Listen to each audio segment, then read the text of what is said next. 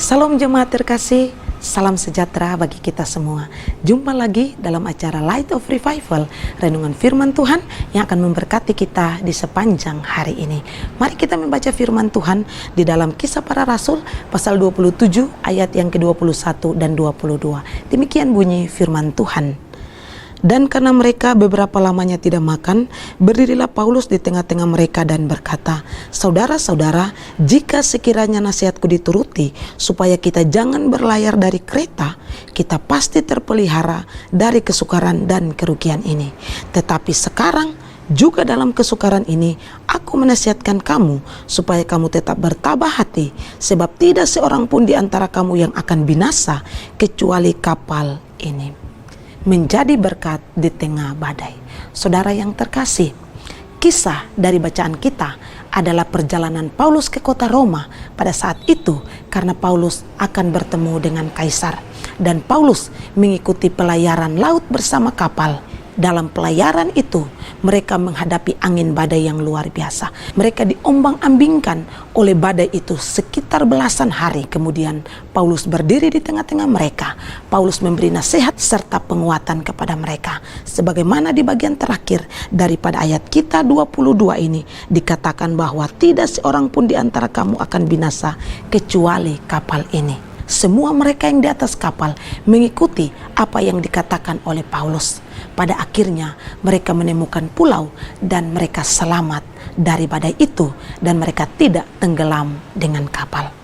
Saudara terkasih, apa pelajaran rohani yang bisa kita petik dari kisah Paulus ini? Yang pertama, ketika menghadapi badai, kita harus bertabah hati.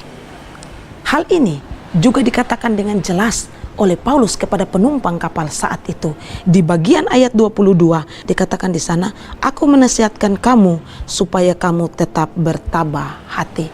Jadi Paulus menghendaki supaya semua orang yang ada di kapal itu, ketika mereka menghadapi badai saat itu, mereka harus bertabah hati. Apa artinya bertabah hati? Kalau kita lihat dalam terjemahan lain, misalnya terjemahan Alkitab Bahasa Indonesia Sehari-hari, menerjemahkan bertabah hati menjadi berbesar hati. Jadi Paulus menasihati mereka supaya ketika mereka dalam kondisi yang sangat buruk saat itu ketika menghadapi badai, satu yang harus mereka lakukan adalah mereka harus bertabah hati. Karena dalam kondisi seperti itu tidak ada yang mereka bisa lakukan selain menerima dengan ikhlas dan pasrah pada kehendak dan rencana Tuhan. Demikian juga yang sama dalam kehidupan kita. Apapun persoalan masalah badai hidup yang menerpa kita, ketika kita menghadapinya, cara pertama yang harus kita lakukan adalah kita harus berbesar hati. Kita harus ikhlas di dalam menerima semua ini dengan bersandar, bergantung kepada Tuhan. Yang kedua, pelajaran rohani yang bisa kita petik adalah melalui persoalan dan badai hidup yang Tuhan izinkan, kita akan menjadi berkat bagi orang lain. Sebagaimana Paulus sendiri di dalam bacaan kita di ayat yang ke-24 dikatakan di sana, "Jangan takut Paulus, engkau harus menghadap kaisar, dan sesungguhnya oleh karunia Allah maka semua orang yang ada bersama-sama dengan engkau di kapal ini akan selamat karena engkau." Ayat ini terjadi karena Paulus, semua orang yang ada di atas kapal pada saat itu selamat. Artinya di tengah-tengah badai itu Tuhan izinkan terjadi dan Paulus alami, tapi Paulus mampu menjadi berkat bagi mereka. Hal yang sama juga yang terjadi bagi kita.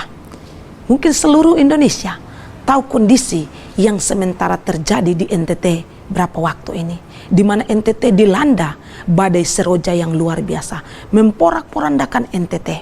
Tetapi pada akhirnya kita melihat bahwa orang-orang percaya di tengah-tengah badai itu mampu menjadi berkat bagi orang lain, bagi NTT. Dan itu sesuatu yang luar biasa. Teruslah bertabah hati, teruslah menjadi berkat sekalipun ada di tengah-tengah badai. Tuhan Yesus memberkati. Mari kita berdoa. Ya Tuhan, kami bersyukur untuk firman Tuhan. Tolong kami orang-orang percaya supaya ketika melewati badai hidup, kami tetap bertabah hati, dan biarlah kami mampu menjadi berkat sekalipun ada di tengah-tengah badai ini. Terima kasih Tuhan untuk firman-Mu di dalam nama Yesus. Amin. Saudara terkasih, mari terus jadikan firman Tuhan sebagai pelita dan terang di sepanjang hidup kita. Tuhan Yesus memberkati.